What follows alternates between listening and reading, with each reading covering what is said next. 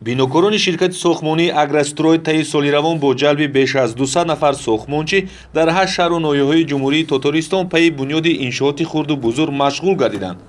масъулини ширкат дар шаҳри Элабуга бунёди бинои маркази таъмин ва назорати барқро ба ӯҳда гирифта буданд, ки имрӯз ин иншоот мавриди истифода қарор дода шуд. дар маросими ба истифодасупорӣ вазири барқи ҷумҳурии Татаристон, роҳбарияти шаҳри Элабуга, фаъолони ширкати сохмонии Агрострой ва дигар кормандони соҳаи энергетика ширкат варзиданд. дар ҷараёни чорабинии меҳмонон ба фаъолият оғоз бахшидани боз як иншооти муҳимро пешрафти соҳаи энергетикаи минтақа маънӣ дод намуда, ба бунёдкунандагони ин бинои зебою хуштару хизматӣ баҳои баланд доданд.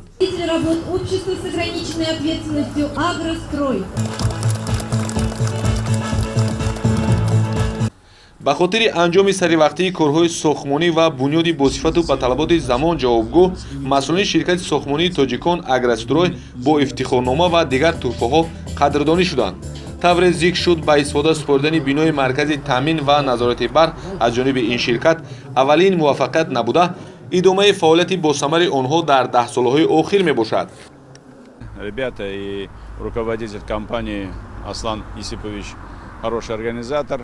Работают очень добросовестно, качественно. Самое главное, что умеет быстро работать, организовываться. Бывает иногда, что бывает наше обращение, надо оперативно решать быстрое строительство. И несмотря на сложности проблем, решения задачи, они берутся эти вопросы решать и качественно выполнять свои строительные работы. Умеют работать руки, умеют делать, как на самом деле хорошие мастера. Значит, в связи с тем, что уже мы не на первом объекте, сегодня находимся уже, я думаю, что уже первый десяток объектов, которые он строит. И я сказал бы, что компания Агрострой у нас она везде востребована абсолютно. Сейчас уже не только она в районе, значит, Закамья, где мы говорим город Альметьевск, город Челны, Менделеевск, Елабуга. Мы говорим, что в дальнейшем мы уже приглашаем их работать уже на больших стройках у нас, которые касаются в городе Казани, связаны с строительством больших офисов. Я бы сказал, что, во-первых, мы находим общий язык с ним всегда. Он сам человек, как руководитель, беспокойный, и даже как бы вместе с тебя решает. Ты еще не успел ему вопрос задать, и ты знаешь, что этот вопрос от него решен. У нас с ним каких-то либо, вот бывает иногда строителями много вопросов, которые друг друга не понимают. Такого нету. Во-первых, вот это очень важно для себя. И потом человеческое качество. Он понимает, что компания очень серьезная, что надо относиться к своей работе. Это работает, знает каждый его работник. Каждый его работник. Знаете, вот очень важно, что вот смотришь, как организована строительная площадка. Вопрос безопасности, вопросы, связанные, значит, культурой производства. Все это вот в этой...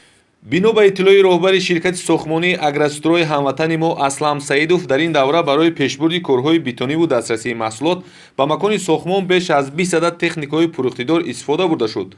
санҷиши сифати маҳсулот ва кори сохмончиён бошад, ҳамарӯза таҳти назорат қарор гирифт, ки барои муътадил нигоҳ доштани нуфузи ширкати сохмонии Агрострой ва ба даст овардани самтҳои асосии муваффақият дар миёни дигар ҷамъиятҳо дар воқеъ нақши муҳимро гузошт. натиҷаи кӯшиш талошҳои онҳо буд, ки муддати 10 соли охир дар ҳудуди шаҳру ноҳияҳои ҷумҳурии Татаристон аз тарафи ин ширкат зиёда аз 100 иншооти хурду бузург сохта ба истифода супорида шудааст.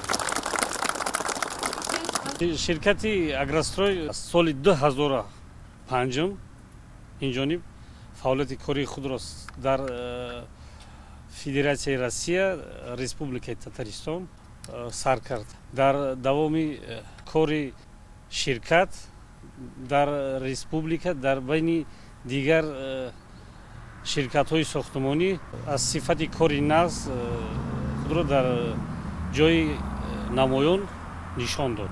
нисбати сафорати ҷумҳурии Тоҷикистон, ки дар Федератсияи Русия ҳастанд, миннатдории худро баён мекунем, ки намояндагони онҳо омада ба аз аҳволи тоҷиконе, ки дар корхонаи мо кор мекунанд, хабардор мешаванд.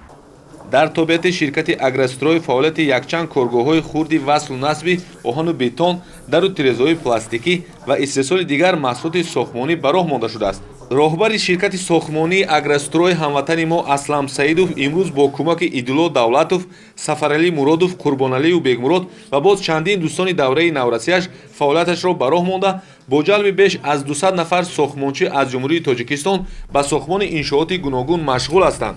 дар чунин сатҳ фаъолияти васеъ доштани як нафар ҳамватани мо дар Федератсияи Россия барои ҳар нафар тоҷики тоҷикистонӣ боиси ифтихор аст, зеро мавқеъ пайдо намудан миёни ширкатҳои сохтмонии дигар дар бозори меҳнат масъулияти зиёдро талаб мекунад.